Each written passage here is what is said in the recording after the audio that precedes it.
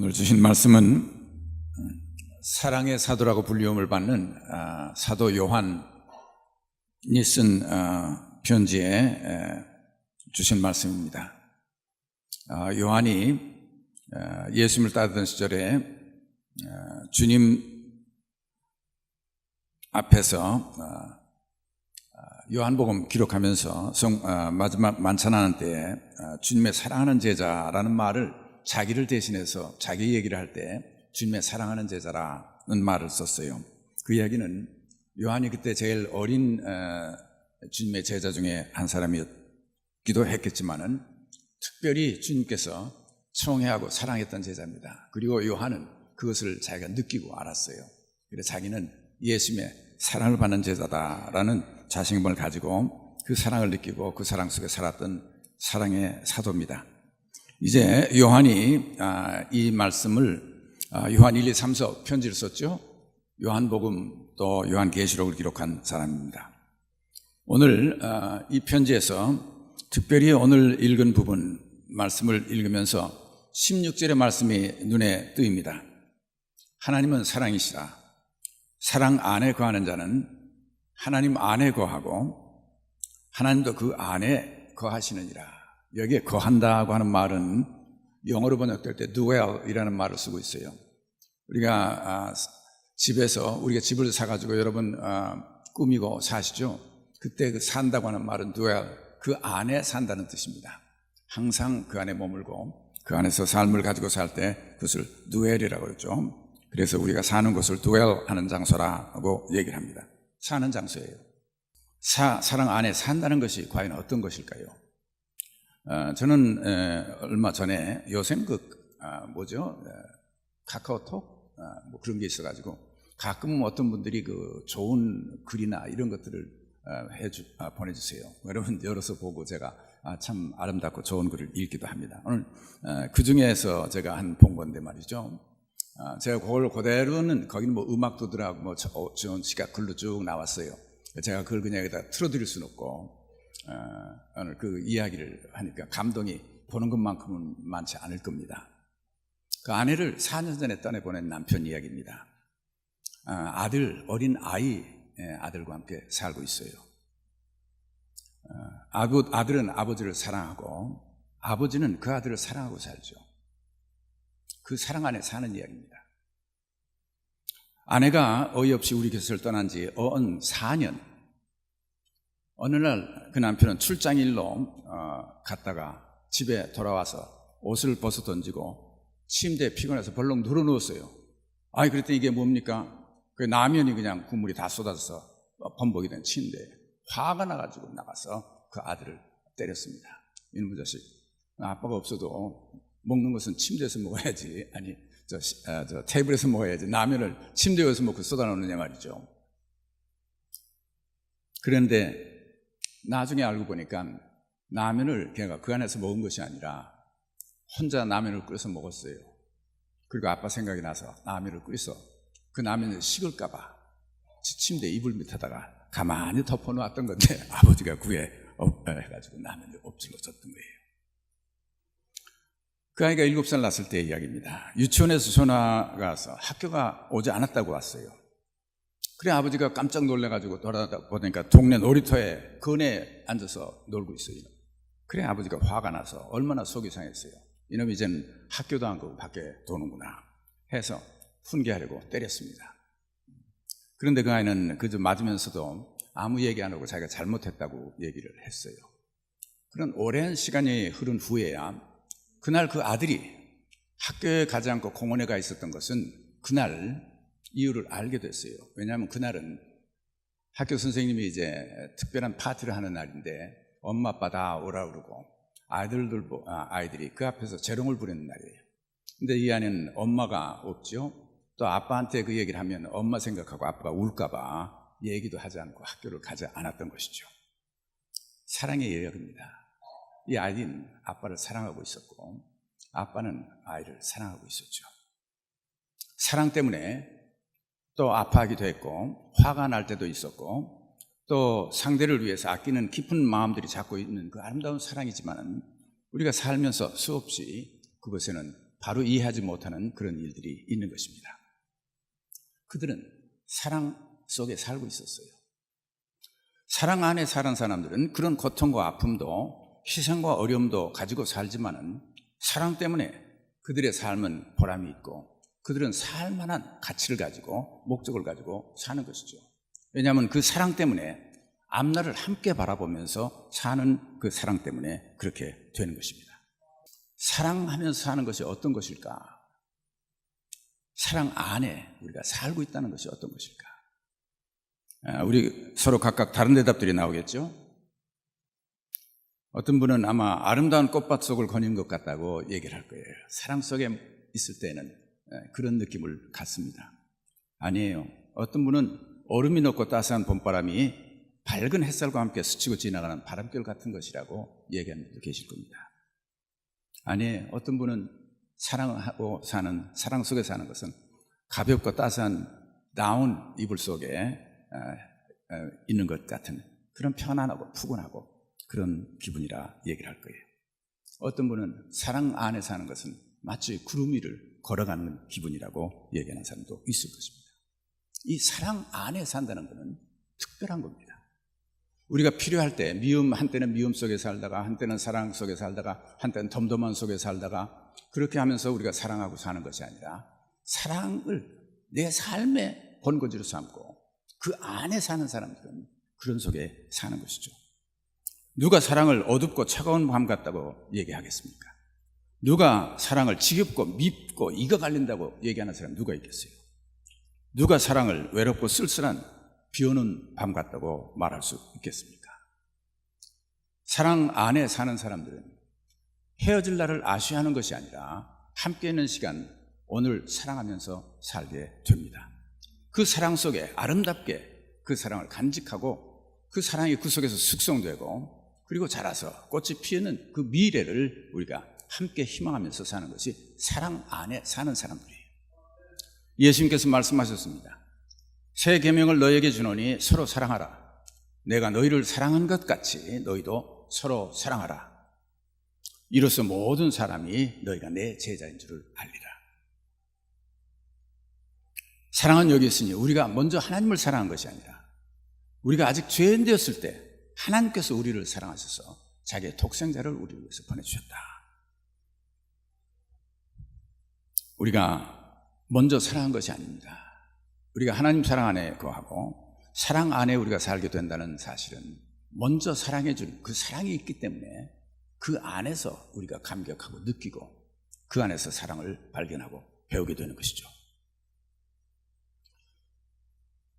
때문에 우리가 사랑 안에 살기 위해서는 내게 베풀어진 그 사랑 안에 살면서 그 사랑을 채우고 체험하고 배워야 되는 것이죠.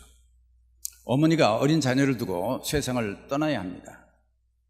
그런 환경들이 많이 있어요. 그 어머니는 아마 얼마나 마음이 아프겠어요. 어린 자녀를 눈에 밟혀서 떠날 수가 없습니다. 내가 떠나고 나면 누가 저 어린 것들을 돌봐줄 것인가.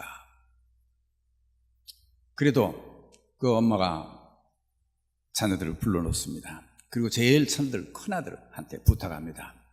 너 엄마 사랑하지? 네, 엄마 내가 얼마나 사랑하는데.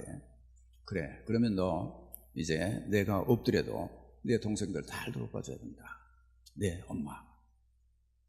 사랑은 그런 거예요. 그렇게 해서 이 아이는 그 엄마한테 받았던 사랑을 생각하고 항상 그 사랑 속에 살면서 마지막 엄마 부탁을 기억하고 동생들을 돌보고 사랑하는 것이 사랑 안에 사는 겁니다.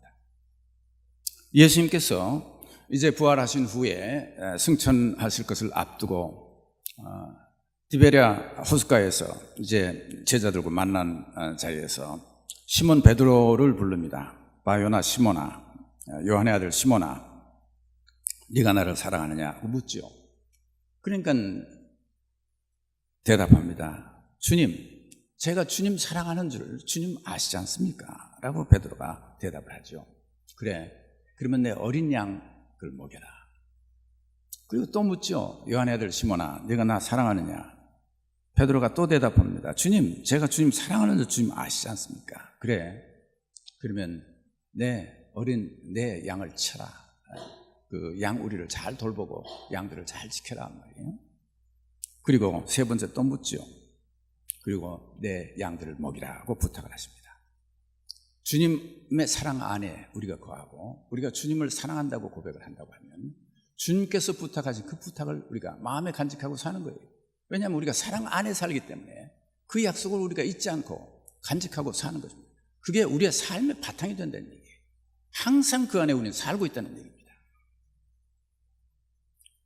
우리는 하나님은 사랑이십니다. 그리고 그 사랑 안에 우리가 거하고 살아야 돼요. 그럴 때 하나님께서 우리와 함께 우리 안에 거하신다고 말씀하셨습니다. 이 사랑은 먼저 받는 것입니다. 사랑은 먼저 받는 거예요. 주어지는 사랑이 먼저 있기 때문에 이 사랑은 시작된 거예요. 우리 부모님으로부터 우리는 태어났을 때 미처 내가 세상을 알기 전부터 우리는 그 사랑을 받고 살았습니다. 내 삶은 그 사랑 때문에 내가 살아왔어요. 그것이 내가 살아왔던 가장 중요한 장소였지 않습니까? 그렇기 때문에 사랑은 우리가 사랑하는 사람이 되기 전에 우리는 사랑은 먼저 받는 사람이 되어야 돼요. 그 사랑을 흠뻑 받은 사람이 사랑할 수 있게 된다는 얘기예요.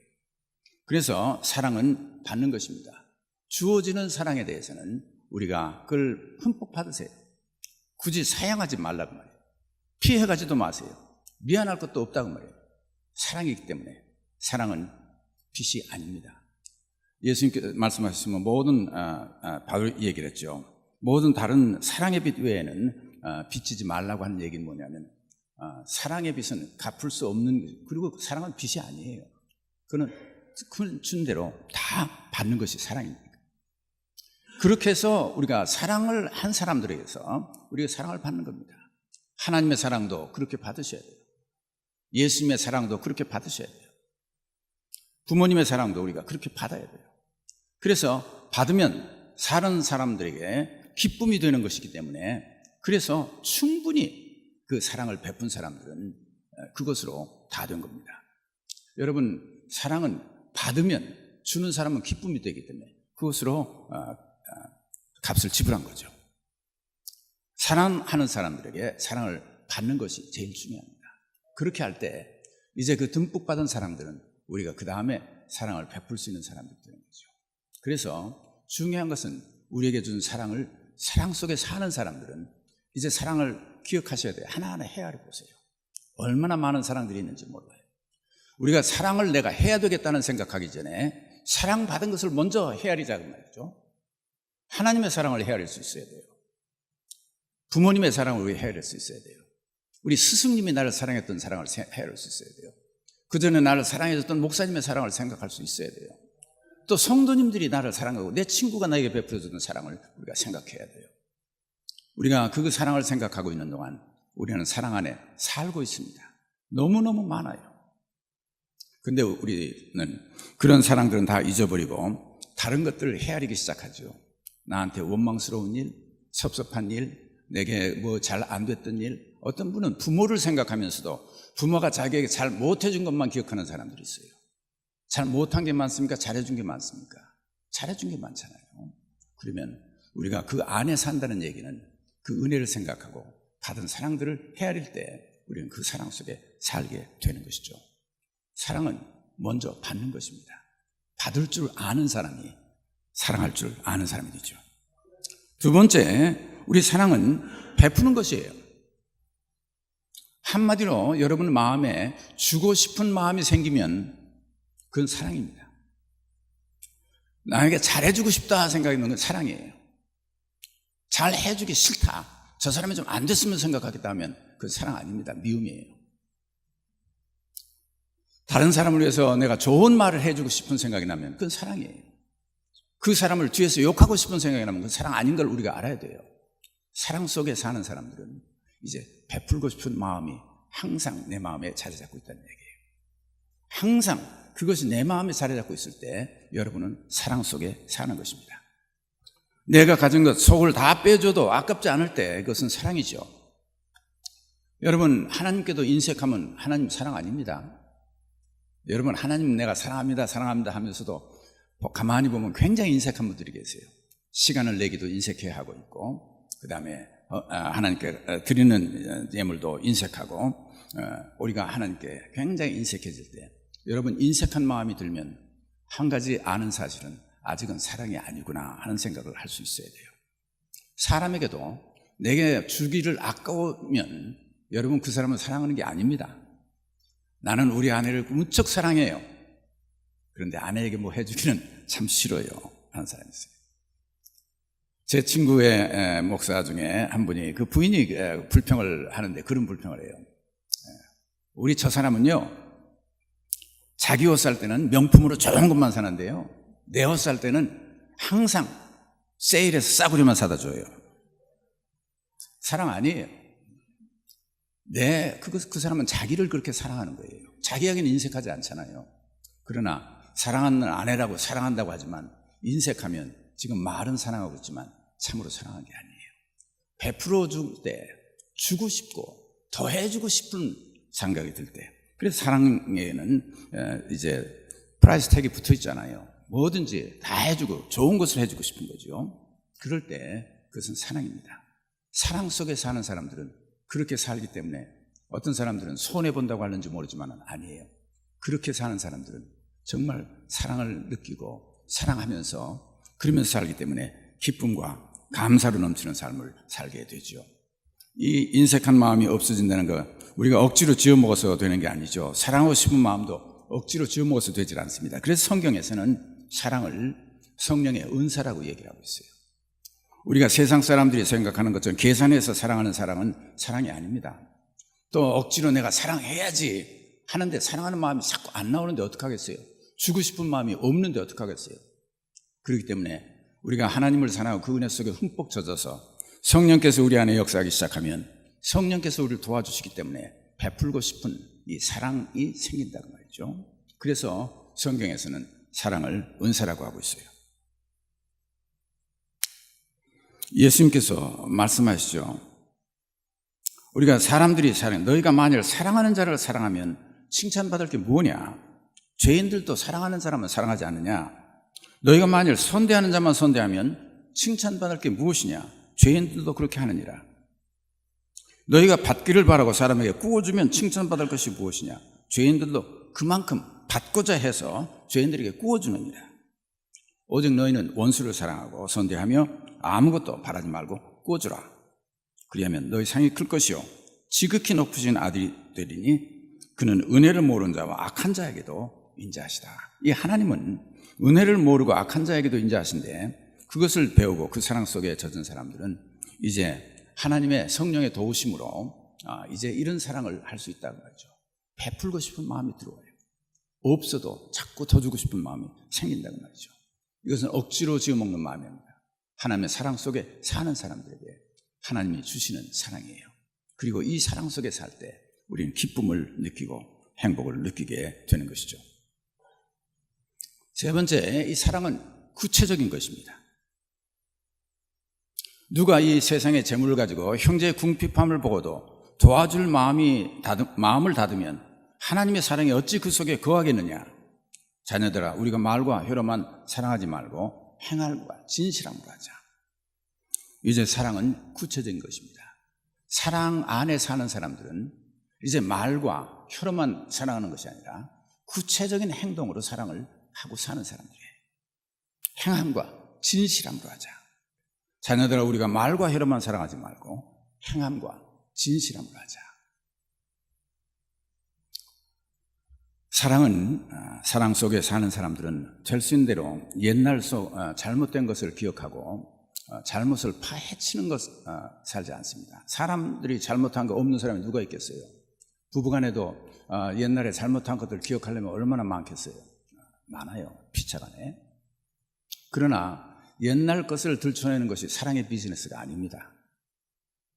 제가 부부간에 갈등을 이렇게 하는 그 상담을 할 때 항상 그런 얘기를 합니다. 과거 얘기 좀 덮어두자는 말이죠. 과거 얘기 이제 그만해. 괜찮아요.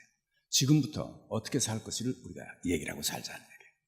지금부터 사랑할 것도 많고 지금부터 좋은 생각을 가지고 살 것도 많은데 왜 굳이 상처받는 과거의 이야기들을 굳이 다 끌어내야 되느냐 말이죠. 우리가 사랑하지 않는 사람들은요, 사랑 속에 살지 않는 사람들은 그 하나의 리스트가 있는데 그게 날이 가면 갈수록 길어져요. 옛날 데이트할 때서부터 시작했던 섭섭한 거 안 잊어버리고 적어서 꼭 얘기 안 하면 거기서부터 시작해요. 제일 해가 갈수록 그 리스트가 길어져. 어떻게 그렇게 해도 그거는 잘 기억하는지 몰라요. 하나도 안 잊어버리고 말이죠. 여러분, 잊어버리는 거는 생각 안 하면 잊어버려요. 항상 생각하기 때문에 안 잊어버리는 겁니다. 여러분, 항상 사랑을 생각하고 살면 그런 것들을 다 잊어버립니다. 근데 사랑이 떠난 자리에 여러분들이 섭섭한 마음, 그런 것들을 자꾸 되새기고 생각하고 있는 동안 여러분은 그 가슴 아픈 과거 속에 살고 있는 거죠. 그래서 절대 잊어버릴 수가 없어요. 사랑 안에 사는 사람들은 과거의 잘못들, 그런 것들을 기억하지 않습니다. 없는 게 아니죠. 다 있어도 휘차간에 기억하지 않는 거예요. 사랑은 우리가 선별해서 사랑하고 싶은 사람을 사랑하는 것이 아닙니다. 내가 사랑 속에 사는 사람들은 사랑하고 싶은 사람들이 많아요. 내 앞에 나타난 사람 다 사랑스러워 보인다 말이죠. 우리가 사랑 안에 살 때 어떤 사람들은 그래요. 어떻게 우리가 그렇게만 합니까? 아까 우리 사랑 이야기를 했지만 그 아버지도 아이를 사랑하지만 가서 매도 때렸어요. 그 아이가 잘못해서 때렸다고 생각되지 그 아이가 미워서 때린 건 아니죠. 얘가 사랑하는데 이렇게 하면 어떻게 되느냐 해서 그래 아버지는 화가 났어요. 그래 아들을 때렸어요. 나중에 보니까 잘못도 아니었었는데 우리가 사람을 미워하는 것과 죄를 미워하는 것은 우리가 구별하고 살아야 됩니다. 그 사람을 사랑한다고 그 사람이 짓는 죄도 사랑하는 건 아닙니다. 이걸 아셔야 돼요. 여러분이 아무리 자녀가 사랑스럽더라도 자녀가 잘못하는 거 다 용납하지 마세요. 사랑스러우면 사랑스러운 만큼 자녀를 바로 교육할 수 있어야 됩니다. 그리고 그럴 때 그 아이를 내가 사랑하는 것과 그 아이가 잘못한 것을 내가 미워하는 것을 구별해서 꼭 해야 돼요. 그렇게 해서 그 아이는 우리 아빠한테 매를 맞았지만 우리 아빠가 나는 사랑해 할 수 있어야 돼요. 그리고 아빠가 싫어하는 건 내가 아니라 내가 잘못한 미운 짓이지. 우리가 사랑할 때 우리가 사랑 안에 거하는 사람들은 사랑하기 때문에 그 사람이 짓는 죄를 미워합니다. 우리 지난 새벽 기도 때 우리가 읽은 마태복음에는 말씀이지만 화 있을진저 예수님께서 화 있을진저 외식하는 서기관들과 바리새인들아 화 있을진저 외식하는 서기관들과 바리새인들아 얼마나 얘기를 하시는지 몰라요. 야 예수님이 이렇게 바리새인들을 미워했구나 서기관들을 미워했구나. 여러분 그렇게 판단하지 마세요. 화 있을진저 그 얘기는 그 사람들을 저주한 것입니다. 너 저주받아라 이 미운 놈들 한 게 아니에요. 예수님께서 그들을 용서하고 그들을 포함해서 그들이 회개하고 하나님의 사랑받는 사람 되기를 위해서 얼마나 노력을 하는데 그들 여전히 죄 속에 있는데 그 죄 자체가 그에 멸망받을 수밖에 없는 것이라고 하는 걸 깨우쳐 주신 거였죠. 그것은 화가 있을 짓이라고 말이죠. 외식하는 겉은 깨끗하고 속은 더럽고 미워하고 질투하고 또 모함하고 사는 모든 죄들 그건 화 있는 거다 말이죠. 그건 어쩔 수 없어요. 그건 화를 자초하는 거다 말이죠. 예수님께서 그 말씀을 하시고 누가복음에 보면 예수님께서 에루살렘아 에루살렘아 선자들 죽이고 내게 파송된 자를 돌로 치는 자여 암탉이 제 새끼를 날개 아래 모음같이 내가 너희 자녀를 모으려 한 일이 몇 번이더냐. 그러나 너희가 원하지 아니했도다. 보라 너희 집이 황폐하여 버림바 되리라.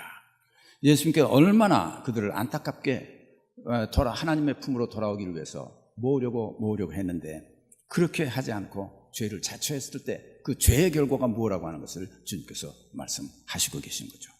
우리가 사랑할 때 우리는 죄와 그리고 사람과는 구별해서 죄는 미워하고 사람은 사랑해야 되는 것이죠.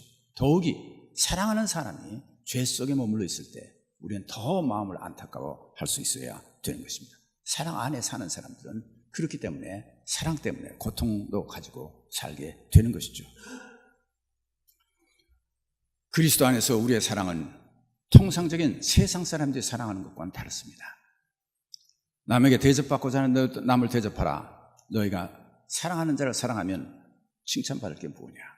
우리가 사랑하는 것은 이제 교회 안에 우리가 신앙생활을 그리스도인들 사랑하는 것은 세상 사람들이 하는 정도의 사랑을 가지고 우리는 사랑을 하고 산다고 얘기를 못합니다. 세상 사람들의 사랑과는 달라야 돼요.